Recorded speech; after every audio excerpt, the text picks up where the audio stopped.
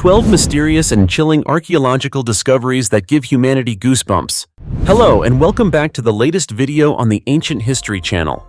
My friend, did you know that history isn't written only in books? It is also buried deep underground, hidden inside caves, resting on the ocean floor, and sometimes even lying right in the middle of places where people still live today. And the frightening thing is, not every archaeological discovery comes with a glorious or magnificent appearance. Some discoveries, once unearthed, have left the entire scientific community speechless and sent chills down the spines of those who hear about them. From skeletons found in unnatural positions, to mass graves with no explanation, to ancient sites bearing traces of brutal sacrificial rituals, all of them raise the same haunting question: what really happened in the past? Could it be that our ancestors once faced fears far more horrifying than anything modern movies dare to imagine? In this video, we will explore together 12 of the most mysterious and terrifying archaeological discoveries found in recent times.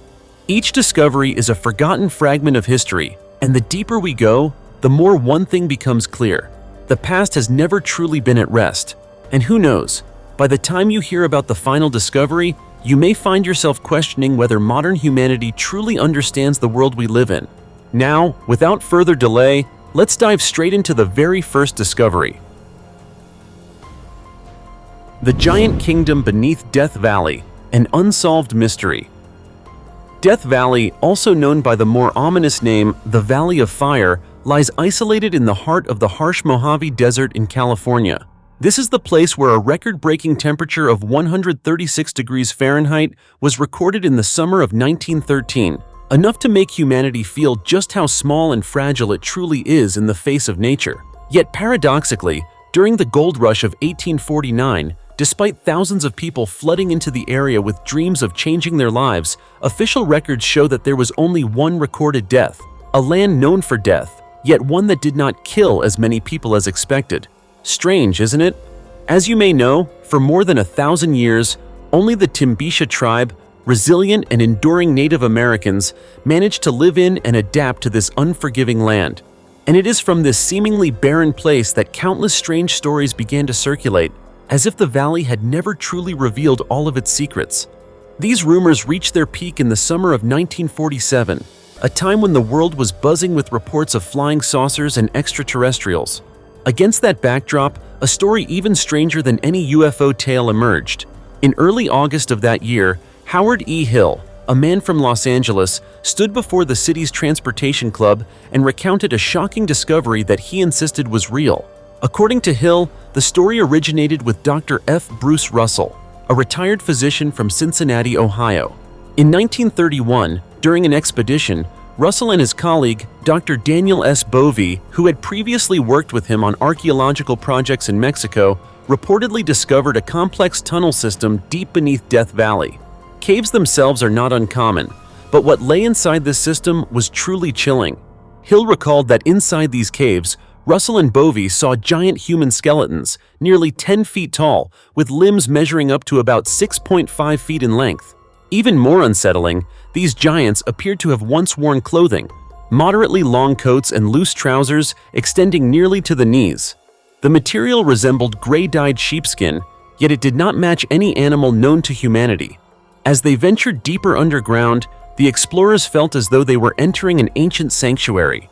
The space was vast, laid out like a ceremonial hall, filled with objects decorated with strange symbols believed to resemble Masonic imagery.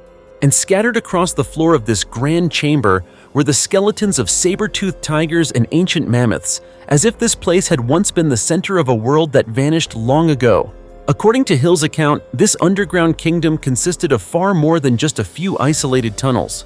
It was estimated to include at least 32 tunnels, stretching across roughly 180 miles, covering the entirety of Death Valley and extending into southern Nevada. As for its age, although no official scientific documentation exists, Russell believed these skeletons could date back 80,000 years, or possibly even earlier. Naturally, once the story spread, local media quickly quoted unnamed archaeologists who mocked it, dismissing the tale as nothing more than a late April Fool's joke. Yet what puzzled many people was the fact that no experts ever truly stepped forward to investigate or refute the claims with concrete evidence. In the end, Only Hill continued to speak on Russell's behalf until the story abruptly fell silent. Stranger still, Hill, Russell, and Bovey all disappeared one after another, as if they had faded into the darkness, or perhaps remained forever within those ancient tunnels. The mystery remains there, beneath the scorching sands of Death Valley, waiting for a clear and convincing explanation. But to this day, the silence of the archaeological community has left this story as a massive unanswered question, suspended between legend and reality. 140,000-year-old city, hidden beneath the ocean floor. Hidden deep beneath the ocean floor, among layers of mud and sand in the Madura Strait, the body of water connecting the Indonesian islands of Java and Madura, scientists have recently unveiled a stunning discovery: the remains of an ancient city. This site may represent the earliest physical evidence of a lost world in human history.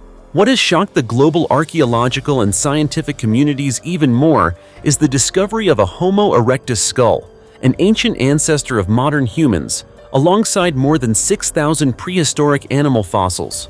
These clues may be the key to unlocking the mysterious past of Sunderland, an ancient landmass that once existed beneath the ocean and may have been a thriving habitat for both humans and wild animals. Imagine a vast lowland plain connecting what are now regions of Southeast Asia, filled with rivers, dense forests, and lush green valleys. Picture herds of ancient elephants, stegodon, standing nearly 13 feet tall and weighing over 11 tons, wandering calmly across open grasslands.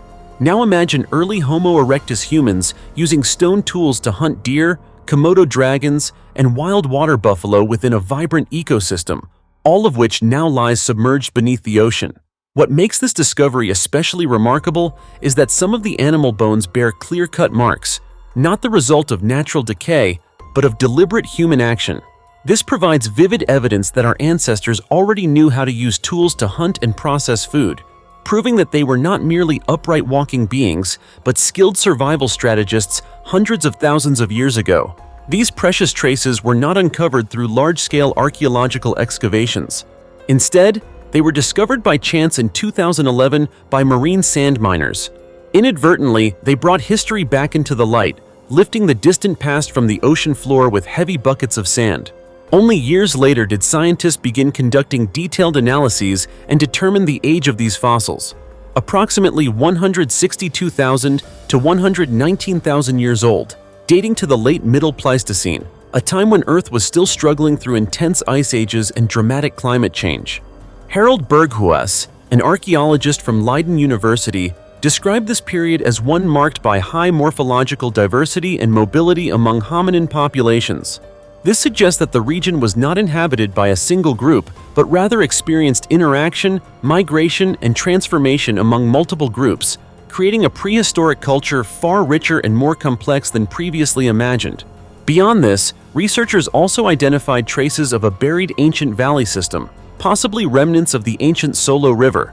Based on sediment layers and the abundance of recovered specimens, they believe the area was once a flourishing river ecosystem, rich in water, vegetation, and wildlife.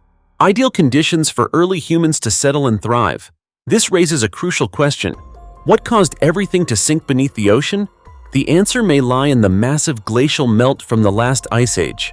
As global temperatures rose between about 14,000 and 7,000 years ago, enormous glaciers melted and poured water into the oceans, causing sea levels to rise and submerge the entire Sunderland region, transforming once inhabited lands into today's seabed. Beneath those deep waters, a chapter of human history was buried, but not forgotten. The fossils, skull fragments, and even the evidence of hunting strategies are voices from the past, urging us to continue exploring, learning, and rethinking questions about our origins, evolution, and the extraordinary adaptability of our ancestors. Could Sunderland be one of the Eastern Atlantean civilizations, a culture that once flourished before disappearing beneath the sea? Or is it simply a forgotten chapter of human history? The last meal of a 2,400-year-old mummy reveals a secret that chilled scientists. Amid the cold marshlands of northern Europe, where thick black peat once seemed useful only for keeping warm through harsh winters, an ancient secret lay dormant for more than 2 millennia, until it was unexpectedly revealed.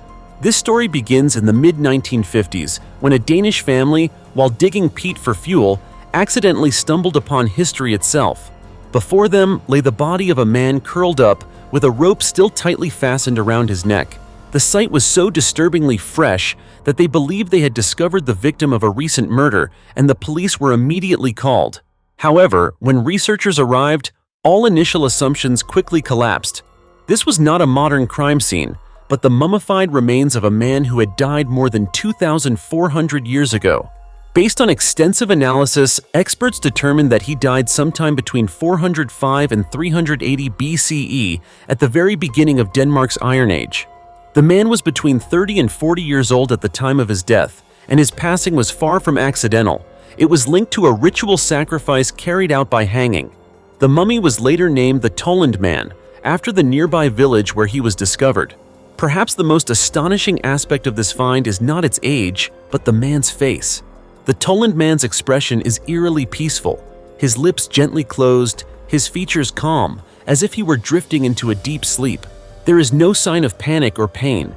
It feels as though he could open his eyes at any moment. This serene appearance is precisely what has made the Tolland Man one of the most famous and haunting bog mummies ever discovered. The cause of death was clearly identified as hanging.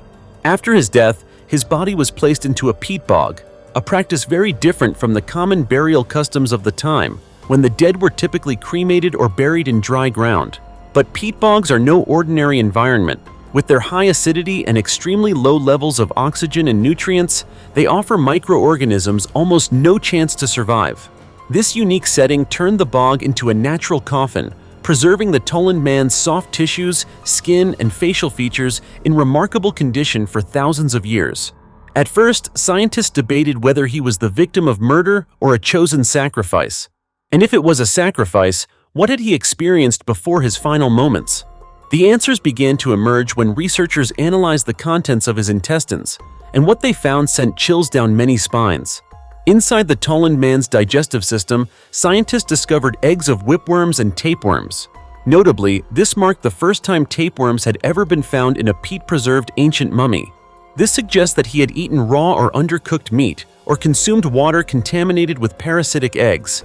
Even more revealing was his last meal. According to an analysis published in 1951, the Tolland Man had eaten a bowl of thick porridge shortly before his death. This porridge consisted of barley, flax seeds, wild grass seeds, and a small amount of fish, even though fish was not a common food in Iron Age Denmark. This unusual detail has led many researchers to believe that the meal was not accidental, but rather part of a ritual sacrifice, a form of preparation for the person being offered. In the past, many believed that the Tolland Man had simply died from suffocation. Today, however, the more widely accepted theory suggests that he underwent formal ceremonial rituals before being hanged, and that his final meal was an integral part of those rites. A simple bowl of porridge thus became the key to unlocking an ancient world of spirituality, belief systems, and the unsettling mysteries of early human societies. Indeed, the deeper we dig into the past, the more we realize that the ancient world was far more complex and unpredictable than we once imagined. And sometimes, from something as ordinary as a final meal, an entire chilling story of faith and death slowly comes to light. Fascinating, isn't it? Shipwreck, guarding a $17 billion treasure beneath the Caribbean Sea. Off the coast of the port city of Cartagena de Indias, Colombia, beneath the vast and shadowy depths of the ocean, lies a story the world cannot ignore. It is the story of the legendary Spanish galleon San Jose, which has rested on the seafloor for more than 300 years, carrying a treasure estimated to be worth over $17 billion. Recently, this story has resurfaced with renewed intensity after the Colombian Navy announced the discovery of 2 additional shipwrecks located very close to the San Jose, as if an entire naval graveyard were silently concealing enormous secrets from history. The San Jose was sunk in the early 18th century during a fierce naval battle with the British Royal Navy. At the time, the ship was sailing from the Americas back to Spain, loaded with chests of gold, silver, and countless priceless artifacts, considered one of the greatest treasure cargoes ever lost to the depths of the ocean. But in a brief moment of violent combat, the San Jose, along with its entire crew and immense wealth, vanished beneath the waves, leaving behind a mystery that has endured for centuries. As a result, the Colombian Navy's confirmation of 2 more nearby shipwrecks immediately sparked widespread speculation. Were these escort vessels? Or warships that took part in the same historic battle and met the same fate? While the answers remain unclear, their presence suggests that this area may not be the resting place of a single ship, but rather an entire underwater battlefield. Colombian President Gustavo Petro Duque stated that modern equipment used by the country's military has allowed them to document and preserve the intact condition of the shipwrecks and the surrounding treasure. This is critically important, as even the slightest disturbance could permanently damage artifacts that have remained underwater for hundreds of years. The data collected is not only valuable for historical research, but may also open the door to future recovery and public exhibition. However, the $17 billion treasure is not merely an archaeological matter, it is also the center of a long-standing and intense legal dispute. Spain asserts that the San Jose is state property, arguing that at the time it was sunk, the ship was an official vessel of the Spanish Navy. Based on this claim, the wreck and its treasure are protected under UNESCO International Conventions on Underwater Cultural Heritage. Colombia, on the other hand, holds a completely different position. In 2013, the country passed a law declaring that all shipwrecks located within Colombian waters are considered national heritage. This means that the San Jose, along with its vast treasure, falls under Colombia's jurisdiction. Colombian authorities have previously announced plans to recover the wreck and its artifacts for display in historical museums, serving both the public and scientific research. Yet to this day, nothing has been definitively resolved. Salvage plans remain on paper, legal disputes continue without conclusion, and the shipwrecks themselves still lie silently on the ocean floor.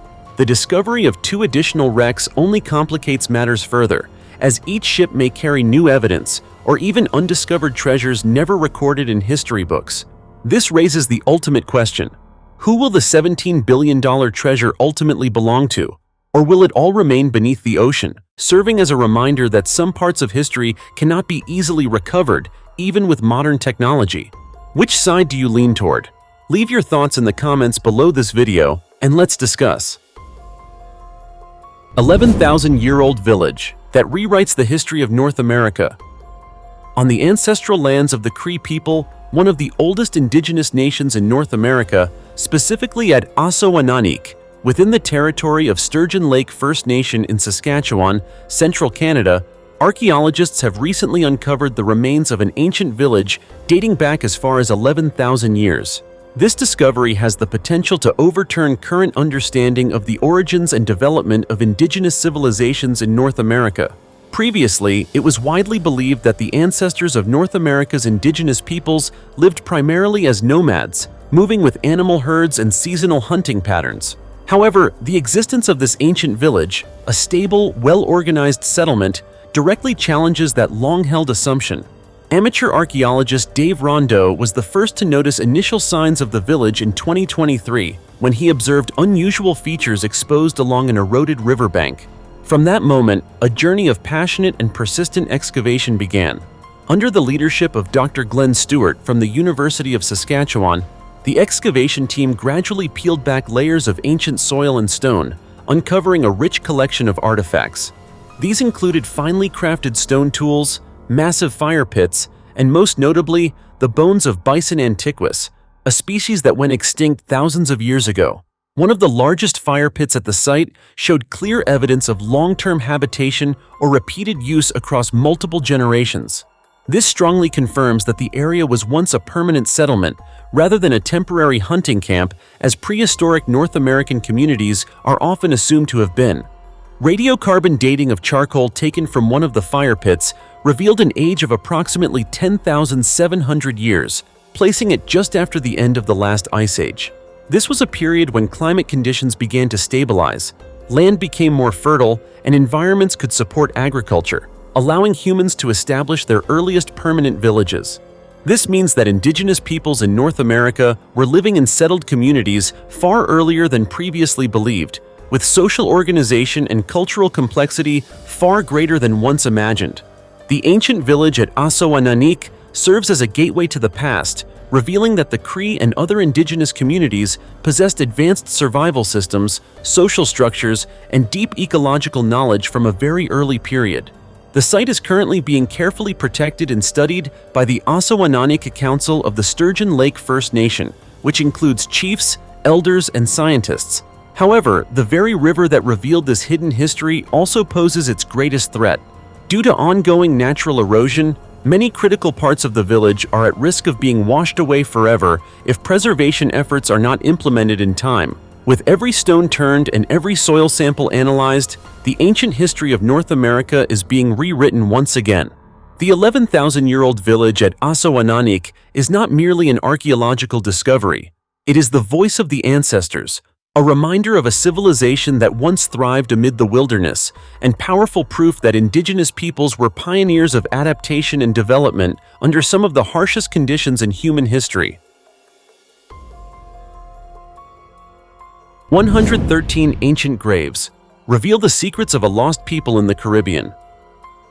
A seemingly ordinary housing development project in the Guadeloupe archipelago in the southeastern Caribbean was unexpectedly brought to a halt. The reason was neither a lack of funding nor a land dispute, but the sudden appearance of numerous ancient graves just beneath what had appeared to be lifeless soil. Little by little, a past buried for thousands of years began to surface on its own, carrying precious clues about a mysterious people nearly forgotten by history.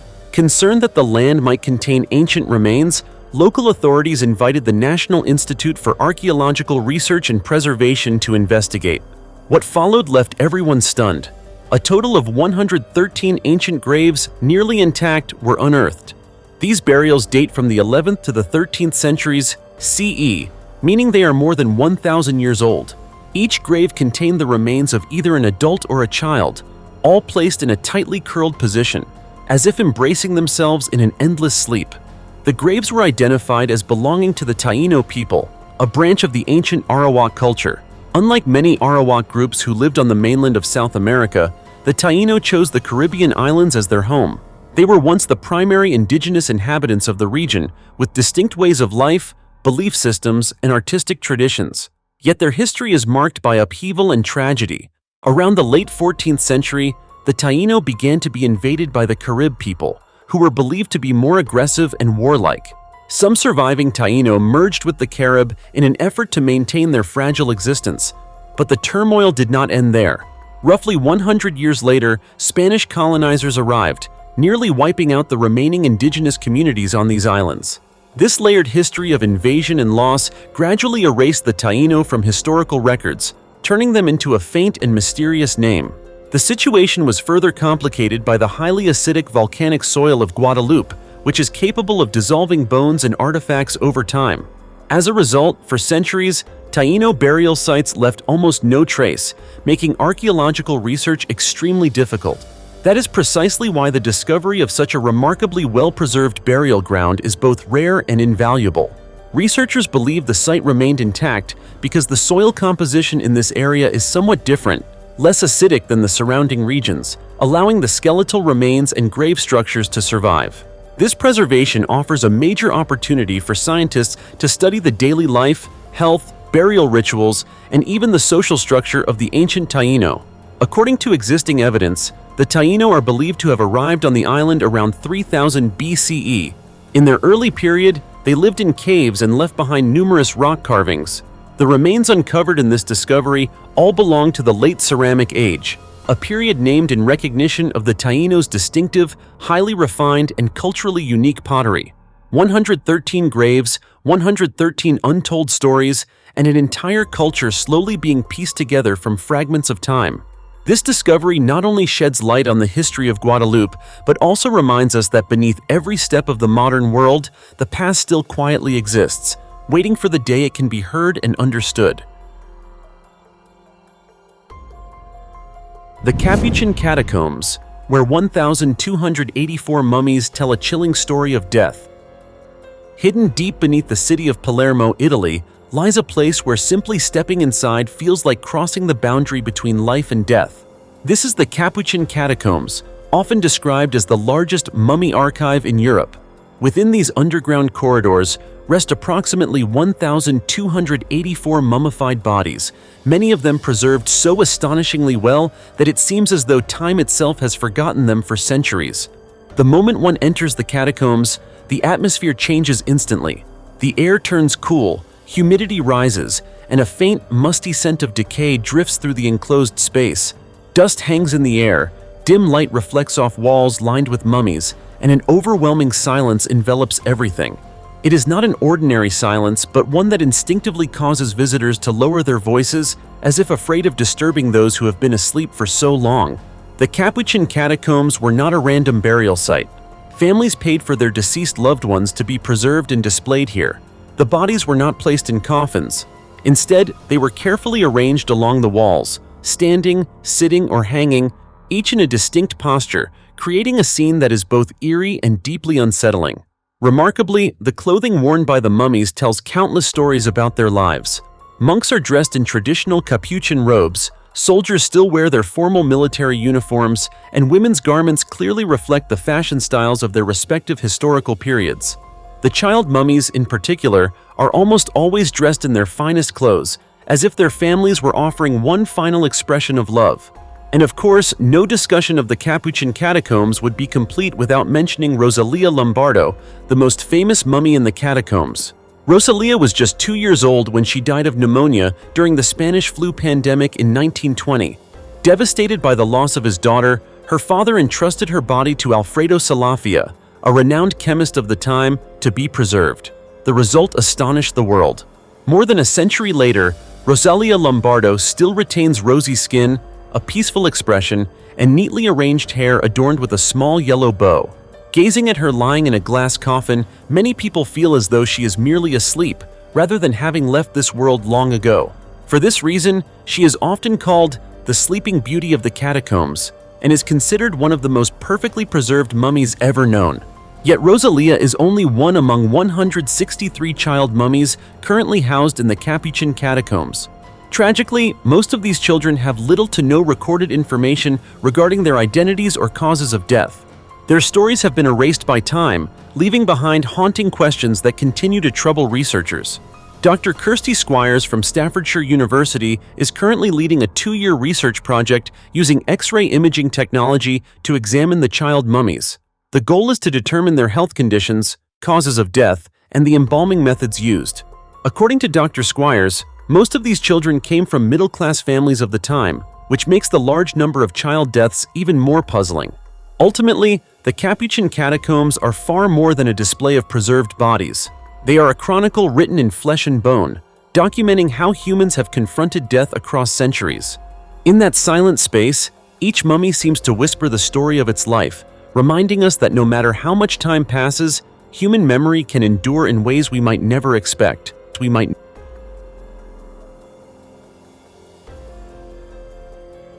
5,000-year-old giant stone wheel on the plateau. Hidden amid the arid plains of the Golan Heights near the Sea of Galilee in Israel, the megalithic stone structure known as Rujum el-Hiri has remained an unsolved mystery for decades. Built from massive stone blocks, the structure is often described as a giant stone wheel, consisting of at least 5 concentric circles surrounding a central stone mound. Even its name reflects its enigmatic nature. In Arabic, Rujum el-Hiri means the cairn of the wildcat, while in Hebrew it is called Gigal Rephaim, or the Wheel of the Giants, a name linked to biblical legends of the giant Rephaim people. The structure is estimated to be around 5,000 years old, built during the early Bronze Age, approximately 3,000 to 2,700 BCE. Notably, it dates to the same period as the famous Stonehenge in England, further fueling scientific curiosity about its purpose and the people who constructed it. Rujum el-Hiri was built using an estimated 40,000 tons of black basalt stone, forming enormous circular walls with diameters of more than 500 feet and heights ranging from about 3 to 8 feet. These stone rings are not fully continuous. Instead, they are connected by short walls that create a spoke-like pattern, reinforcing the impression of a massive stone wheel. At the center of the structure stands a distinctive stone mound, rising about 16 feet high and measuring roughly 65 to 82 feet in diameter. This central cairn is believed to have served as a burial site, although no human remains have been found. One theory suggests that instead of direct burial, the bodies may have been exposed to birds or wild animals, with the remaining bones later collected and placed in containers. Although few artifacts have been discovered, researchers believe that jewelry and weapons were once stored within this mound. Another prominent theory proposes that Rujum el-Hiri was built for astronomical purposes. During the summer solstice in June and the winter solstice in December, the rising sun aligns precisely with openings in the stone structure. This alignment suggests the site may have played an important role in astronomical rituals or sun worship ceremonies. Mysterious skeleton at the Plain of Jars in Laos. The Plain of Jars, one of the most famous archaeological sites in Laos, has long attracted the attention of researchers and historians.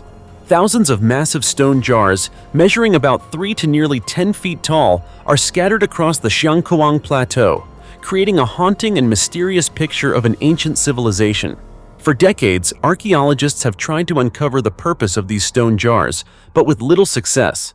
Recently, however, a research team from the Australian National University, led by Dr. Dugald O'Reilly, carried out the first comprehensive excavation at the site in decades, following the initial surveys conducted in the 1930s. Their latest discoveries have shed new light on this long-standing mystery. In the 1930s, French archaeologist Madeleine Kalani, who first documented the Plain of Jars, proposed that the area was used as a prehistoric burial ground. She suggested that the stone jars served as containers for cremated human remains, and that each location, ranging from 1 to as many as 400 jars, held traces of an ancient culture. The recent findings by Dr. O'Reilly's team strongly support Kalani's hypothesis. During excavations at one of the 90 known jar sites, researchers uncovered multiple human skeletons dating back as far as 2,500 years. This discovery not only confirms that the Plain of Jars played a significant role in funerary rituals, but also opens new opportunities for archaeologists to better understand ancient burial practices in Southeast Asia. The research team also identified 3 distinct burial types at the site. One involved pits filled with human bones, covered by large limestone slabs.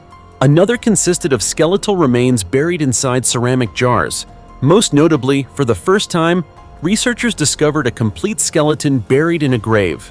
These findings are extremely important, providing valuable data that helps clarify how ancient people in the region treated their dead. As researcher Leah Genovese noted, these discoveries may mark the beginning of a new era in unraveling the mysteries of the Plain of Jars. However, while the skeletons clearly confirm that the site functioned as a cemetery, the exact purpose of the stone jars themselves remains unresolved. The stone jars, especially the heaviest one, carved from sandstone and weighing approximately 35 short tons, still defy clear explanation. One hypothesis proposed by Dr. O'Reilly suggests that the jars may have been used during the decomposition process of the dead, after which the bones were buried nearby. Although this theory requires further verification, it opens a promising new direction for research and may help archaeologists better understand the beliefs and rituals of the ancient communities who once lived here.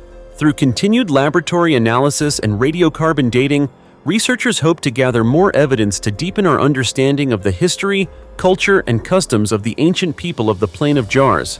These discoveries are expected to strengthen the site's importance in Southeast Asian archaeology, while also expanding our knowledge of a civilization that existed thousands of years ago. Without a doubt, the Plain of Jars will continue to be one of the great mysteries of archaeological history, an endless source of inspiration for researchers passionate about uncovering the past. Have you ever visited the Plain of Jars? And do you know of any other mysteries surrounding this site? Share your thoughts in the comments below.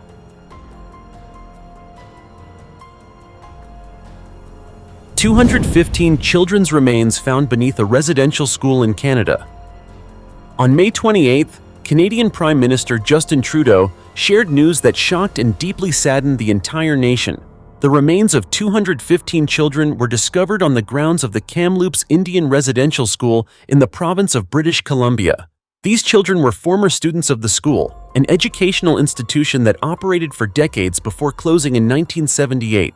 On Twitter, Prime Minister Trudeau expressed his grief, stating, "This news is heartbreaking. It is a painful reminder of a dark and shameful chapter in our country's history. The discovery was made using ground-penetrating radar technology, which allowed experts to identify soil disturbances containing human remains that were not visible to the naked eye. The Kamloops te Secwepemc First Nation, which has a close historical connection to the Kamloops School, stated that this was an unimaginable loss. Although rumors had existed for years, the deaths had never been clearly documented until now. Even more tragically, this is not the first time Canada has been forced to confront the painful legacy of its Indigenous residential school system. In 2015, a 6-year national investigation concluded that the system, which forcibly separated many Indigenous children from their families and communities, amounted to a crime of cultural genocide. According to the investigation's report, more than 4,100 children died while attending residential schools. However, the investigation did not include the deaths of the 215 children at Kamloops, further intensifying grief and anger within Indigenous communities and across Canadian society as a whole. This discovery once again highlights the deep and lasting trauma endured by Indigenous peoples over many decades. Although the Canadian government formally apologized for the residential school system in 2008, this new finding shows that the pain and loss suffered by Indigenous families have yet to be fully addressed. The Kamloops te Secwepemc First Nation has stated that it is now working closely with investigators and reaching out to families whose children once attended the Kamloops school. They plan to gather information and release preliminary findings in the near future. These efforts not only help shed light on a dark chapter in Canada's history, but also represent an opportunity for Indigenous communities to seek truth and justice for the children who were lost. The pain cannot be erased, but this marks an important step forward in the long journey toward healing, accountability, and reparations for the suffering endured over generations. The Lake of Human Bones, holding hundreds of remains at an elevation of over 16,400 feet. Amid the majestic Himalayas of India, where snow blankets the landscape year-round and the air is so thin that even breathing can leave people exhausted, there exists a small lake with a story chilling enough to send shivers down anyone's spine. This is Rupkund Lake, located at an elevation of over 16,400 feet above sea level, on the slopes of Mount Trisul, one of the highest peaks in the Indian state of Uttarakhand. From a distance, the lake appears calm and peaceful, but when the ice melts, a horrifying sight is revealed. Hundreds of human skeletons scattered around the lake and lying beneath its waters. Rupkund Lake first drew attention in 1942 when a British patrol officer accidentally discovered the skeletal remains while on-sighting on duty. At first, the bones were suspected to belong to Japanese soldiers who may have died during World War II. However, after the war ended, that theory was quickly dismissed. As further investigations were carried out, the number of recorded skeletons continued to rise, eventually reaching between 600 and 800 remains, turning Rupkund into one of the greatest archaeological mysteries of the Himalayas. For more than half a century, scientists have been asking the same questions. Who were these people? When did they die? And why did so many of them perish at the same remote and hostile mountain lake?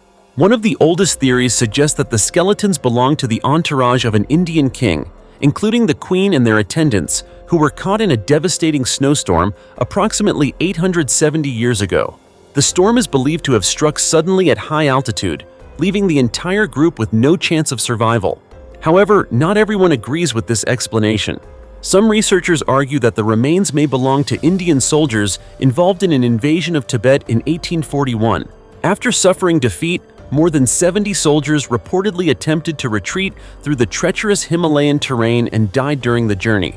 Another hypothesis proposes that Rupkund Lake once served as a mass burial site for victims of an ancient epidemic, with bodies being transported to the high mountains to prevent the spread of disease. The mystery deepened even further with modern scientific research. A team of scientists conducted genetic analysis and radiocarbon dating on 38 skeletons, including 15 women. The results revealed that while some individuals died around 1,200 years ago, they did not belong to a single population. Genetically, the individuals were highly diverse, indicating that they came from different communities. Even more striking, their times of death did not coincide, but instead were separated by as much as nearly 1,000 years. According to Iadawan Harney, a doctoral researcher at Harvard University, these findings make one thing clear. The deaths at Rupkund Lake cannot be explained by a single catastrophic event. This is not the story of one group meeting a tragic end at the same moment, but rather a series of tragedies unfolding over many centuries, for reasons that remain unknown to this day. So what really happened at Rupkund Lake? Why did people from different regions, across hundreds of years, all meet their end at the same harsh and isolated location? So far, no single theory has been able to fully explain this mystery. And so, that small lake high in the Himalayas remains silent beneath the snow and ice, like a mute witness to history, holding tightly to answers that modern humanity continues to search for. Perhaps it will still be a very long time before the secret of this lake of human bones is finally revealed. Do you think so? Remains of a 13-ton ancient superbeast brought down by early humans. Recently, archaeologists in Israel once again shocked the scientific community after unearthing a massive tusk measuring about 8.2 feet long, belonging to a gigantic ancient creature, a true superbeast that lived approximately 500,000 years ago. Although this species went extinct hundreds of thousands of years ago, the discovery is forcing scientists to rethink the relationship between ancient animals that once roamed the earth and the species that still exist today. This enormous tusk is not only a valuable fossil remain, but also opens a new chapter in our understanding of animal evolution. According to Sci News, the tusk belonged to an extinct species known as the straight-tusked elephant. This animal disappeared around 400,000 years ago, yet it is considered a close ancestor of modern elephants.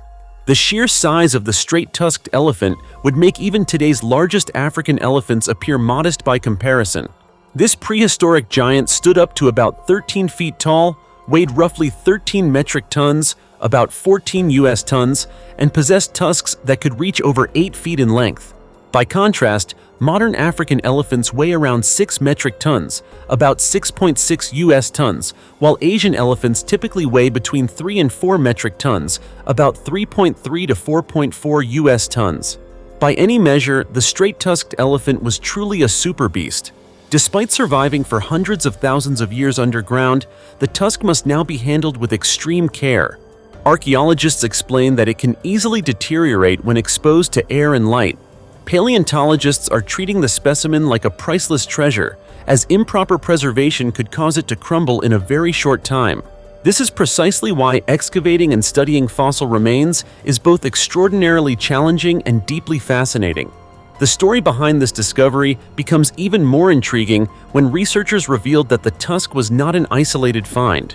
Early studies suggest that straight-tusked elephants inhabited this region as early as 800,000 years ago, and mysteriously went extinct around 400,000 years ago. The tusk itself has been dated to approximately 500,000 years old, making it the largest complete fossilized tusk ever found in Israel and the entire Near East. Dr. Ilanit Milevsky, who leads the research team from the Israel Antiquities Authority, IAA, and Tel Aviv University, explained that earlier excavations at the same site had uncovered additional remains of these massive creatures, including parts of the skull, ribs, and teeth, alongside ancient human tools such as hand axes and chopping implements.